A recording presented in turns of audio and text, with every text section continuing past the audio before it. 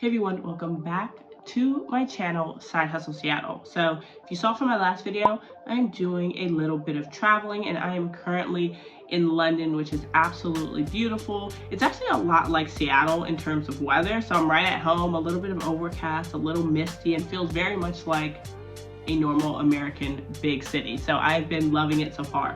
But I did wonder, what are the differences between the side hustles people choose to do in the UK versus the ones that they choose to do in the US? So I wanted to talk a little bit about what those differences may look like. So I wanted to start by first talking about gig economy apps. So in the US, you're probably very familiar with apps like DoorDash, Uber Eats, Postmates. Well, in the UK, yes, you can also find some of those apps here, but they tend to favor Deliveroo and Just Eat when it comes to food couriers. And you can find them everywhere. Like as I was walking up and down the street, I found couriers literally all over the place with the Deliveroo little backpack. So definitely something that's much more popular here. One of the things that stood out to me is although I would say both the UK and the US rely on like gig economy apps as like side hustles and different ways for people to make money pretty quickly, I would say that the UK favors more apps that lend itself to like bike courier work.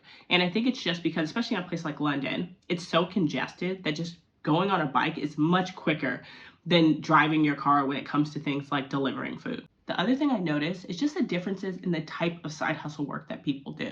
In the US, like I said, it is very gig economy heavy. So, driving for rideshare, grocery delivery, doing freelance work for places like Fiverr. I will say in a place like London, it lends itself more to tourism a little bit more. And so especially if you have any sort of like local knowledge, you can absolutely be a guide. So a lot of people actually sign up with Airbnb experiences and offer themselves as tour guides around the city. I mean, this place is flooded with tourists. Think of like, it kind of reminds me of New York a little bit, just like much cleaner. And so there's a ton of people just walking you through all of the history that's available here. And a lot of people make some decent money signing up to be guides.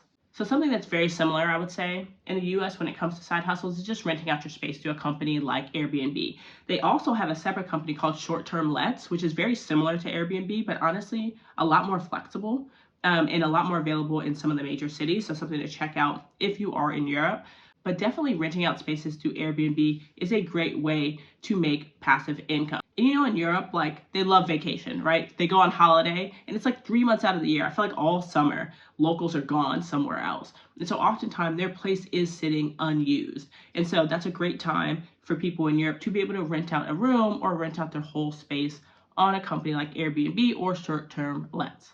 Now, side hustles that I wouldn't say are necessarily unique here, but are definitely more prominent here are street vending. So street vending is huge here, and yes, you'll find it in the US as well, but it's definitely something that's a little bit more established. They have a big street market culture, and so if you're somebody who likes to sell crafts, you like to sell food, etc., then you can go sell it at a number of different markets. We checked out some amazing markets while we're here that I would highly recommend and put on the screen somewhere, but definitely something that I would say is a little bit more established. Heck, we went to a football game. We went to the Arsenal Man City women's game, and there was so many vendors like established directly outside of the stadium selling all types of gear. So definitely if you're a creative person, a great spot for you to be at. And I would say the last one that definitely exists in the US but is more established here is mystery shopping. So there are a number of companies that will pay you to evaluate services of a business secretly, of course.